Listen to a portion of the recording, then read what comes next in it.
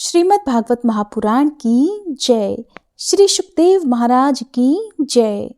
आज सुनिए भागवत कथा में आगे का वृतांत। श्री शुकदेव जी कहते हैं, हे प्रिय परीक्षित, भगवान श्री कृष्ण का प्रिय संदेश सुनकर गोपियों के मन की व्यथा शांत हो गई थी। वे इंद्रियातीत भगवान श्री कृष्ण को अपने आत्मा के रूप में सर्वत्र स्थित समझ चुकी थी। जो गोपियां कुछ समय पहले तक उद्धव जी को उल्हाना दे रही थी, अब वे बड़े आदर से उनका सत्कार करने लगी। उद्धव जी गोपियों की विरह व्यथा मिटाने के लिए कई महीनों तक वहीं रहे। वे भगवान श्री कृष्ण की अनेकों लीलाएं और बातें सुना सुनाकर ब्रजवासियों को आनंदित करते रहते। शुकदेव जी कहते हैं, परीक्षित, इस प्रकार कई महीनों तक ब्रज में रहकर उद्धव जी ने अब मथुरा जाने के लिए गोपियों से, नंद बाबा और यशोदा मैया से आज्ञा प्राप्त की। ग्वाल बालों से विदा लेकर वहां से यात्रा करने के लिए वे रथ पर सवार हुए। जब उनका रथ व्रज से बाहर निकला, तब नंद बाबा आदि गोपगण बहुत सी भेंट की सामग्री लेकर उनके पास आए और आंखों में आंसू भरकर बड़े प्रेम से कहने लगे, उद्धव जी, अब हम यही चाहते हैं कि हमारे मन की एक एक वृत्ति, एक एक संकल्प श्री कृष्ण के चरण कमलों में ही आश्रित रहे, उन्हीं की सेवा के लिए उठे और उन्हीं में लगी भी रहे। हमारी वाणी नित्य निरंतर उन्हीं के नामों का उच्चारण करती रहे और शरीर उन्हीं को प्रणाम करने, उन्हीं की आज्ञा पालन और सेवा में लगा रहे। उद्धव जी, हम सच कहते हैं, हमें मोक्ष की इच्छा बिल्कुल नहीं है। हम भगवान की इच्छा से अपने कर्मों के अनुसार चाहे जिस भी योनि में जन्म लें, वहां शुभ आचरण करें, दान करें और उसका फल यही पाएं कि हमारे अपने ईश्वर श्री कृष्ण में हमारी प्रीति वैसे ही बढ़ती रहे। प्रिय परीक्षित, नंद बाबा आदि गोपों ने इस प्रकार श्री कृष्ण भक्ति के द्वारा उद्धव जी का सम्मान किया। अब वे भगवान श्री कृष्ण के द्वारा सुरक्षित मथुरापुरी में लौट आए। वहां पहुंचकर उद्धव जी ने भगवान श्री कृष्ण को प्रणाम किया और उन्हें ब्रजवासियों की प्रेममय भक्ति का बिल्कुल जैसे देखा था उन्होंने हाल वही कह सुनाया। इसके बाद नंद बाबा ने भेंट की जो सामग्री दी थी वह उनको वसुदेव जी, बलराम जी और राजा उग्रसेन को दे दी। श्री शुकदेव जी कहते हैं, परीक्षित, इसके बाद सबके आत्मा तथा सब कुछ देखने वाले भगवान श्री कृष्ण अपने से मिलन की इच्छा रखकर व्याकुल हुई कुब्जा का प्रिय करने, उसे सुख देने की इच्छा से उसके घर गए। कुब्जा का घर बहुमूल्य सामग्रियों से संपन्न था। उसमें श्रृंगार रस को बढ़ाने वाली बहुत सी साधन सामग्री भी भरी हुई थी। मोती की झालरें और जगह जगह पर झंडियां भी लगी हुई थी। चंदोवे तने हुए थे, सेजे बिछाई गई थी और बैठने के लिए बहुत सुंदर सुंदर आसन लगाए गए थे। धूप की सुगंध फैल रही थी, दीपक की शिखाएं जगमगा रही थी।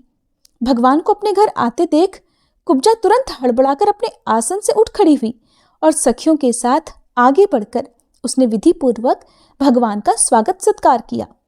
फिर श्रेष्ठ आसन आदि देकर विविध उपचारों से उनकी पूजा की। कुब्जा ने भगवान के परम भक्त उद्धव जी की भी समुचित रीति से पूजा की, परंतु वे उसके सम्मान के लिए उसका दिया हुआ आसन छूकर धरती पर ही बैठ गए, क्योंकि उन्होंने अपने स्वामी के सामने आसन पर बैठना उचित नहीं समझा। भगवान श्री कृष्ण सच्चिदानंद स्वरूप होने पर भी लोकाचार का अनुकरण करते हुए तुरंत उसकी बहुमूल्य सेज पर जा बैठे।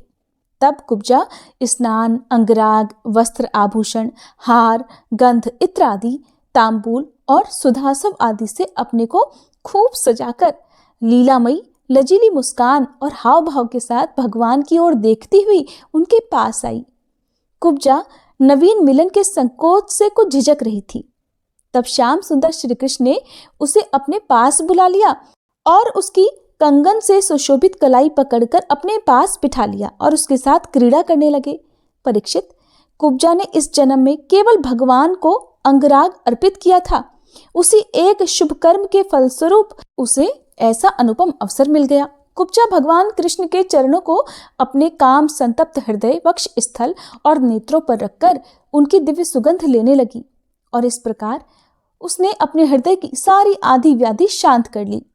वक्ष स्थल से सटे हुए आनंद मूर्ति प्रीतम श्याम सुंदर का अपनी दोनों भुजाओं से गाढ़ आलिंगन करके कुब्जा ने बहुत लंबे समय से बढ़े हुए विरह ताप को शांत कर लिया। परीक्षित, कुब्जा ने केवल अंगराग समर्पित किया था, उतने से ही उसे उन सर्वशक्तिमान भगवान की प्राप्ति हुई जो कैवल्य मोक्ष के अधीश्वर हैं और जिनको प्राप्त कर पाना बहुत ही कठिन है। परंतु उस दुर्भगा ने उन्हें प्राप्त करके भी ब्रज गोपियों की तरह सेवा ना मांगकर केवल यही मांगा कि प्रीतम, आप कुछ दिन यहीं रहकर मेरे साथ क्रीड़ा कीजिए, क्योंकि हे कमल नयन, मुझसे आपका साथ नहीं छोड़ा जाता। परीक्षित, भगवान श्री कृष्ण तो सबका मान रखने वाले और सर्वेश्वर हैं। उन्होंने अभीष्ट वर देकर कुब्जा की पूजा स्वीकार कर ली और फिर अपने प्यारे भक्त उद्धव जी के साथ अपने सर्व सम्मानित घर पर लौट आए। उसके बाद एक दिन सर्वशक्तिमान भगवान श्री कृष्ण बलराम जी और उद्धव जी के साथ अक्रूर जी की इच्छा पूर्ण करने और उनसे कुछ काम लेने के लिए उनके घर पर गए। अक्रूर जी ने दूर से ही देख लिया था कि हमारे परम बंधु मनुष्य लोक शिरोमणि भगवान श्री कृष्ण और बलराम जी आदि पधार रहे हैं। वे तुरंत उठकर आगे गए और आनंद से भरकर उनका अभिनंदन और आलिंगन किया। अक्रूर जी ने भगवान श्री कृष्ण और बलराम जी को नमस्कार किया तथा उद्धव जी के साथ उन दोनों भाइयों ने भी उन्हें नमस्कार किया। जब सब लोग आराम से आसनों पर बैठ गए तब अक्रूर जी उन लोगों की विधिवत पूजा करने लगे। श्री सुखदेव जी कहते हैं, परीक्षित भक्त अक्रूर जी ने भगवान श्री कृष्ण की पूजा और स्तुति की। इसके बाद भगवान श्री कृष्ण ने मुस्कुराकर अपनी मधुर वाणी से उन्हें मानो मोहित करते हुए कहा, तात, आप हमारे गुरु, हितोपदेशक और चाचा हैं। हम तो आपके बालक हैं और सदा ही आपकी रक्षा, पालन और कृपा के पात्र हैं। अपना परम कल्याण चाहने वाले मनुष्यों को आप जैसे परम पूजनीय और महाभाग्यवान संतों की सर्वदा सेवा करनी चाहिए। आप जैसे संत तो देवताओं से भी बढ़कर हैं, क्योंकि देवताओं में तो स्वार्थ रहता है, परंतु संतों में नहीं। केवल जल के तीर्थ अर्थात नदी, सरोवर आदि ही तीर्थ नहीं है। केवल मृत्तिका और शिला आदि की बनी हुई मूर्तियां ही देवता नहीं है। चाचा जी, उनकी तो बहुत दिनों तक श्रद्धा से सेवा की जाए तब वे पवित्र करते हैं, परंतु संत पुरुष तो अपने दर्शन मात्र से ही पवित्र कर देते हैं। चाचा जी, आप हमारे हितैषी सुहृदों में सर्वश्रेष्ठ हैं, इसलिए आप पांडवों का हित करने के लिए और उनका कुशल मंगल जानने के लिए हस्तिनापुर जाइए। हमने ऐसा सुना है कि राजा पांडु के मर जाने पर अपनी माता कुंती के साथ युधिष्ठिर आदि पांडव बड़े दुख में पड़ गए थे। अब राजा धृतराष्ट्र उन्हें अपनी राजधानी हस्तिनापुर में ले आए हैं और वे वहीं रहते हैं। आप तो जानते ही हैं कि राजा धृतराष्ट्र एक तो अंधे हैं और दूसरे उनमें मनोबल की भी कमी है। उनका पुत्र दुर्योधन बहुत दुष्ट है और उसके अधीन होने के कारण वे पांडवों के साथ अपने पुत्रों जैसा समान व्यवहार नहीं कर पाते। इसलिए आप वहां जाइए और पता कीजिए कि उनकी स्थिति अच्छी है या बुरी। आपके द्वारा उनका समाचार जानकर मैं ऐसा उपाय करूंगा जिससे उन सुहृदों को सुख मिल सके। सर्वशक्तिमान भगवान श्री कृष्ण अक्रूर जी को इस प्रकार आदेश देकर बलराम जी और उद्धव जी के साथ वहां से अपने घर लौट आए। श्री सुखदेव जी कहते हैं, परीक्षित, भगवान के आज्ञानुसार अक्रूर जी फिर हस्तिनापुर गए। वहां की एक एक वस्तु पर पुरुवंशी नरपतियों की अमर कीर्ति की छाप लग रही है।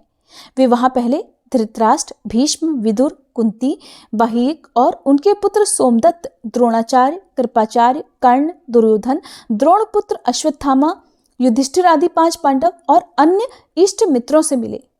जब गांधिनी नंदन अक्रूर जी सब इष्ट मित्रों और संबंधियों से भली भांति मिल चुके तब उनसे उन लोगों ने अपने मथुरावासी स्वजन संबंधियों की कुशल क्षेम पूछी। उनका उत्तर देकर अक्रूर जी ने भी हस्तिनापुर वासियों के कुशल मंगल के बारे में पूछताछ की। परीक्षित, अक्रूर जी ये जानने के लिए कि धृतराष्ट्र पांडवों के साथ कैसा व्यवहार करते हैं कुछ महीनों तक वहीं रहे। सच पूछो तो धृतराष्ट्र में अपने दुष्ट पुत्रों की इच्छा के विपरीत कुछ भी करने का साहस ही नहीं था। वे शकुनी आदि दुष्टों की सलाह के अनुसार ही काम करते थे। अक्रूर जी को कुंती और विदुर ने यह बतलाया था कि धृतराष्ट्र के लड़के दुर्योधन आदि पांडवों के प्रभाव, शस्त्र कौशल, बल, वीरता और विनय आदि सद्गुण देखकर उनसे जलते रहते हैं। जब वे ये देखते हैं कि प्रजा पांडवों से ही विशेष प्रेम रखती है तब तो वे और भी चिढ़ जाते हैं और पांडवों का अनिष्ट करने पर उतारू हो जाते हैं। अब तक दुर्योधन आदि धृतराष्ट्र के पुत्रों ने पांडवों पर कई बार विषदान आदि बहुत से अत्याचार किए हैं और आगे भी बहुत कुछ करना चाहते हैं। जब अक्रूर जी कुंती के घर आए तब वह अपने भाई के पास जा बैठी। अक्रूर जी को देखकर कुंती के मन में अपने मायके की याद जाग उठी। उनकी आंखों में आंसू आ गए। तब उन्होंने कहा, प्यारे भाई, क्या कभी मेरे माँ बाप, भाई बहन, भतीजे, कुल की स्त्रियां और सखी सहेलियां मुझे याद करती हैं? मैंने सुना है कि हमारे भतीजे भगवान श्री कृष्ण और कमल नयन बलराम बड़े ही भक्तवत्सल और शरणागत रक्षक हैं। क्या वे कभी अपने इन फुफेरे भाइयों को भी याद करते हैं? मैं शत्रुओं के बीच में घिरकर शोकाकुल हो रही हूँ। मेरी वही दशा है जैसे कोई हिरनी भेड़िए के बीच में पड़ गई हो। मेरे बच्चे बिना बाप के हो गए हैं। क्या हमारे श्री कृष्ण कभी यहाँ आकर मुझको और इन अनाथ बालकों को सांत्वना देंगे? श्री कृष्ण को अपने सामने समझकर अब कुंती कहने लगी, सच्चिदानंद स्वरूप श्री कृष्ण, तुम महायोगी हो, विश्वात्मा हो और तुम सारे विश्व के जीवनदाता हो। गोविंद, मैं अपने बच्चों के साथ दुख पर दुख भोग रही हूँ। तुम्हारी शरण में आई हूँ। मेरी रक्षा करो गोविंद, मेरे बच्चों को बचाओ। मेरे श्री कृष्ण, ये संसार मृत्युमय है और तुम्हारे चरण मोक्ष देने वाले हैं। मैं देखती हूँ कि जो लोग इस संसार से डरे हुए हैं, उनके लिए तुम्हारे चरण कमलों के अलावा और कोई शरण और कोई सहारा नहीं। श्री कृष्ण, तुम माया के लेश से रहित परम शुद्ध हो। तुम स्वयं परब्रह्म परमात्मा हो। समस्त साधनों, योगों और उपायों के स्वामी हो और स्वयं योग भी हो। श्री कृष्ण, मैं तुम्हारी शरण में आई हूँ, तुम तो मेरी रक्षा करो। श्री शुकदेव जी कहते हैं, परीक्षित, तुम्हारी परदादी कुंती इस प्रकार अपने सगे संबंधियों और अंत में जगदीश्वर भगवान श्री कृष्ण को याद करके बहुत दुखी हो गई और फपक फपक कर रोने लगी। अक्रूर जी और विदुर जी दोनों ही सुख और दुख को समान दृष्टि से देखते थे। दोनों यशस्वी महात्माओं ने कुंती को उसके पुत्रों के जन्मदाता धर्म, वायु आदि देवताओं की याद दिलाई और ये कहकर कि तुम्हारे पुत्र अधर्म का नाश करने के लिए ही पैदा हुए हैं, बहुत कुछ समझाया, बुझाया और सांत्वना दी। अक्रूर जी जब मथुरा जाने लगे तब राजा धृतराष्ट्र के पास आए। अब तक ये स्पष्ट हो चुका था कि राजा अपने पुत्रों का पक्षपात करते हैं और भतीजों के साथ अपने पुत्रों का सा बर्ताव नहीं करते। अब अक्रूर जी ने कौरवों की भरी सभा में श्री कृष्ण और बलराम जी आदि का हितैषिता से भरा हुआ संदेश कह सुनाया। अक्रूर जी कहने लगे, महाराज धृतराष्ट्र जी, आप कुरुवंशियों की उज्जवल कीर्ति को और भी बढ़ाइए। आपको ये काम विशेष रूप से इसलिए भी करना चाहिए कि अपने भाई पांडु के परलोक सिधार जाने पर अब आप राज्य सिंहासन के अधिकारी हुए हैं। आप धर्म से पृथ्वी का पालन कीजिए, अपने सद्व्यवहार से प्रजा को प्रसन्न रखिए और अपने स्वजनों के साथ समान बर्ताव कीजिए। ऐसा करने से ही आपको लोक में यश और परलोक में सद्गति प्राप्त होगी। यदि आप इसके विपरीत आचरण करेंगे तो इस लोक में आपकी निंदा होगी और मरने के बाद आपको नरक में जाना पड़ेगा। इसलिए अपने पुत्रों और पांडवों के साथ समानता का बर्ताव कीजिए। आप जानते ही हैं कि इस संसार में कभी कहीं कोई किसी के साथ सदा नहीं रह सकता। जिनसे जुड़े हुए हैं उनसे एक दिन बिछुड़ना ही पड़ेगा। राजन, ये बात अपने शरीर के लिए भी 16 आने सत्य है। फिर स्त्री, पुत्र, धन आदि को छोड़कर जाना पड़ेगा, इस बारे में तो कहना ही क्या है। जीव अकेला ही पैदा होता है और अकेला ही मरकर जाता है। अपनी करनी धरनी का, पाप पुण्य का फल भी अकेला ही भोगता है। जिन स्त्री पुत्रों को हम अपना समझते हैं वे तो हम तुम्हारे अपने हैं। हमारा भरण पोषण करना तुम्हारा धर्म है। इस प्रकार की बातें बनाकर मूर्ख प्राणी के अधर्म से इकट्ठे किए हुए धन को लूट लेते हैं। ठीक वैसे ही जैसे जल में रहने वाले जंतुओं के सर्वस्व जल को उन्हीं के संबंधी चाट जाते हैं। ये मूर्ख जीव जिन्हें अपना समझकर अधर्म करके भी पालता पोसता है, वे ही प्राण, धन और पुत्र आदि इस जीव को असंतुष्ट ही छोड़कर चले जाते हैं। जो अपने धर्म से विमुख है, सच पूछिए तो वह अपना लौकिक स्वार्थ भी नहीं जानता। जिनके लिए वह अधर्म करता है वे तो उसे छोड़ ही देंगे, उसे कभी संतोष का अनुभव नहीं होगा और वह अपने पापों की गठरी सिर पर लादकर स्वयं घोर नरक में जाएगा।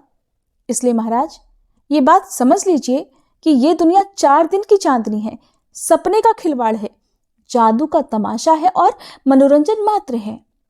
आप अपने प्रयास से, अपनी शक्ति से चित्त को रोकिए, ममतावश पक्षपात मत कीजिए। आप समर्थ हैं, समत्व में स्थित हो जाइए महाराज और इस संसार की ओर से उपराम शांत हो जाइए। तब धृतराष्ट्र ने कहा, दानपते अक्रूर जी, आप मेरे कल्याण की, भले की बात कर रहे हैं। जैसे मरने वाले को अमृत मिल जाए तो वह उससे तृप्त नहीं हो सकता, वैसे ही मैं भी आपकी इन बातों से तृप्त नहीं हो रहा हूँ। फिर भी हमारे हितैषी अक्रूर जी, मेरे चंचल चित्त में आपकी यह प्रिय शिक्षा तनिक भी नहीं ठहर रही, क्योंकि मेरा हृदय पुत्रों की ममता के कारण अत्यंत विषम हो गया है। जैसे स्फटिक पर्वत के शिखर पर एक बार बिजली कौंधती है और दूसरे ही क्षण गायब हो जाती है, ठीक वही दशा आपके उपदेशों की है। अक्रूर जी, सुना है कि सर्वशक्तिमान भगवान पृथ्वी का भार उतारने के लिए यदुकुल में अवतरित हुए हैं। ऐसा कौन पुरुष है जो उनके विधान में उलटफेर कर सके? उनकी जैसी इच्छा होगी वही होगा। भगवान की माया का मार्ग अचिंत्य है। उसी माया के द्वारा इस संसार की सृष्टि करके वे इसमें प्रवेश करते हैं और कर्म तथा कर्म फलों को बांट देते हैं। इस संसार चक्र की बेरोक टोक चाल में उनकी अचिंत्य लीला शक्ति के अलावा और कोई कारण नहीं है। मैं उन्हीं परम ऐश्वर्य शक्तिशाली प्रभु को नमस्कार करता हूँ। श्री सुखदेव जी कहते हैं, इस प्रकार अक्रूर जी महाराज धृतराष्ट्र का अभिप्राय जानकर और कुरुवंशी स्वजन संबंधियों से प्रेम पूर्वक अनुमति लेकर मथुरा लौट आए। परीक्षित, उन्होंने वहां भगवान श्री कृष्ण और बलराम जी के सामने धृतराष्ट्र का वह सारा व्यवहार बर्ताव जो वे पांडवों के साथ करते थे कह सुनाया, क्योंकि उनको हस्तिनापुर भेजने का वास्तव में उद्देश्य भी यही था। हरे कृष्णा। आज का वृतांत यही समाप्त हुआ। इसके आगे जो कुछ भी हुआ उसका वर्णन आप सभी अगले अध्याय में जरूर सुनिएगा।